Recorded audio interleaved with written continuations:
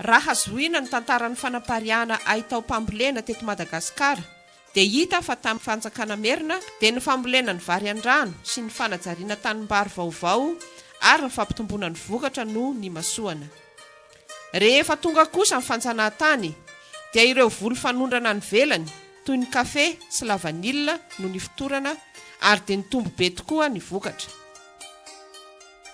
Teo anelanelany taona 570 sy 570 dia vanim-potoana nanindraindrana ny tantsaha. Nitsangana ny collectivité autochtone rurale izay vondrona fototra no heverina fa iangan'ny fampandrosoana ara-toekarena sy sosialy maharaka ny toetrandro. Ny taona 570 indray dia fotoana ny lalàna lasitra ka ny groupement des collectivités dia niorina teo anivon'ny vakim-pileovana mba hiantoka ny fampisondrotana sy fanatsarana ny fari-piaina ny tantsaha. Tamin'ny fotoana ny fahaleovan-tena vao nitsangana ny ministera ny fambolena. Nailika miandalana ny groupement des collectivités akoatra ny tany alaotra ary napetraka ho andrina ny fikambanan'ny tombotsoa eny ambanivohitra. Naompana tamin'ny vokatra iray ny fanapariahana ny fanatsarana teknika. Tsara tokoa ny vokatra tamin'izany ary nisy tsy tapaka ny tolotra. Koa dia nalaza eran-tany Madagasikara fa lasa firenena ho azo nitokisana indrindra taty Afrika. Orinasa mpanajariana no niandraikitra ny faritra iray toy ny Somalaka tany alaotra, ny Agrera tany Andapa. Nanomboka nosahanina ny fanofanana ny tantsaha, ny famaritana fandarana asa momba ny fanapariahana haitao izay nahita mpahombiazana. Tamin'ny vanim-potoana sosialista dia natsangana ireo orinasa mpanjakana toy ny Kobama sy ny Kafema. Rehefa tonga kosa ny vanim-potoana ny fanitsiana ara-drafitra dia teo ireo rafitra izay niandraikitra ny tontolo ambanivohitra toy ny tetikasa ODR, PDMO, ny PPI, ny PNVA sy ny sisa izay samy nanana ny fomba nampiariny sy ny faritra nofidiany hiasana. Tsapa nefa ny vokatry ny tsy firindrany ezaka tamin'ireo tetikasa ireo. Koa dia nanapa-kevitra ny ministera ny fambolena hampiatra fomba tokana amin'ny fanapariahana haitao nanomboka ny taona 1970. Nanomboka ny 1970 hatramin'izao dia ny fitsinjaram-pahefana, ny fampandraisana anjara ireo sehatra tsy miankina ary fampahaiza mifehy ny asa-pamokarana no mibaiko ny hetsika atao. Ny asa rehetra dia miainga avy amin'ny fandaminana rafitra isam-paritra. Amperinasa ny drafitrasa ho fampandrosoana ny eny ambanivohitra PADR ary efa misy tetikasa iray dia ny PSDR izay manao tantsorika izany. Miainga avy amin'ny fotony fampandrosoana ary ireo vondrony tantsaha no fototra manatanteraka izany. Toy izao ny famaritana fohy nentina ny Andriamatoa Rakotosaonina Filibera, sekretera jeneraly ny ministera ny fambolena momba izay fanapariahana ny haitao mpambolena izay. Ny atao hoe fanapariahana haitao mpambolena dia fandikana amin'ny hevitra atakaran'ny be sy ny maro azy ny teknika mpambolena izany. Izany hoe atao izay ahaizan'ny maronisy eny ambanivohitra mampiatra ilay teknika mpanao. Ny fomba atao amin'izany moa dia mametraka atao hoe vala fampisehoana eny amin'ny tantsahana, mametraka sasekoly ihany koa. Dia ao anatin'io sa io no ampianarana ny tantsaha hoe raha mbola valy ianareo rehefa avy ny zavatra tokony atao mba hampitombo ny vokatra izay ataon'zareo amin'izao fotoana izao. Ndraikitra an'izay zany amin'izao fotoana dia ireo ataontsika hoe ifitoeran-draha raha-pamokarana eny ambanivohitra. Tsy miandraikitra an'izay mivantana zareo fa misy an'ireto papiely haitao mpambolena ireto zany no mifandray aminy fa ny tantsaha no maneho ny filany eo anivony ifitoeran-draha raha-pamokarana io hoe ny amin'ny lafiny famokaram-bary dia mbola manahirana anay ny fiadina amin'ny aretina ohatra na ny fiavana ohatra na ny fikarakarana an'ilay vary ohatra manahirana azy dia anjara n'ilay ifitoeran-draha raha-pamokarana izany no mitady ilay manam-pahaizana fanandrify amin'izay dia avy eo miara-mametraka n'ilay vala fampisehoana ny atao zareo.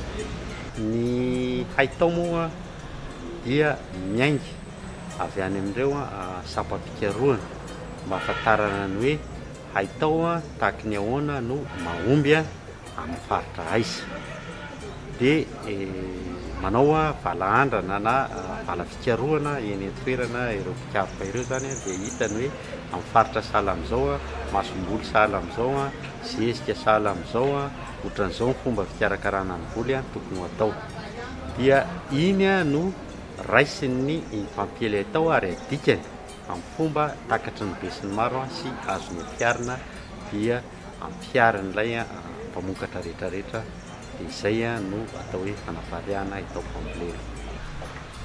Ny olana izany amin'ny fanatanterantsika azy amin'izao fotoan'izao dia ny tsy fahampiany mpampiely tao izay tonga eny ambanivohitra. Ny fitoeran-daharam-pamokarana dia atrehon'ny distrika aloha ny takatry ny fanjakana hatramin'izao dia ny tantsaha ihany koa no manantona fa tsy maharaka ny mpampiely tao zany dia izay no antony ananganantsika nyty le hoe vovona ny mpampiely tao ara-pambolena ity mba hifankafantarana aloha hoe aiza sy aiza avy iza ny asa dia avy eo ahoana ny fomba fiasa ampirindrana azy ary hifampizarana traikefa mba isian'ilay fitambaran'ny ezaka ary ahitana fahombiazana amin'ity fampielezana itao mpambolena ity. Nisy atrikasa teny amin'ny CNIAGR ny sana handrindrana sy hanatsarana ny fomba fanapahiriahana ny haitao mpambolena. Ahoana kosa ny fahitan'ireo mpampiely haitao mpambolena izay tena miantsehatra eny ambanivohitra.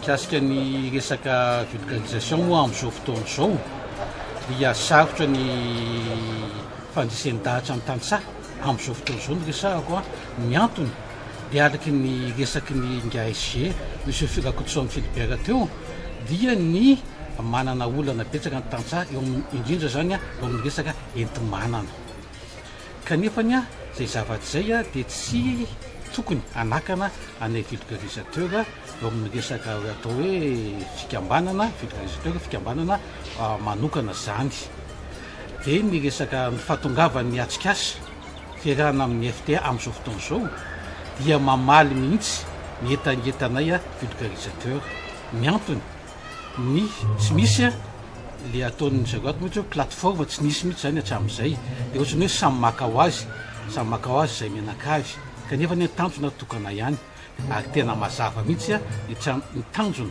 tratrarina fa dia hoe ny ampandroso ny tontolo ambanivohitra amin'ny fitondrana fomba hafa amin'ny resaka vulgarisation.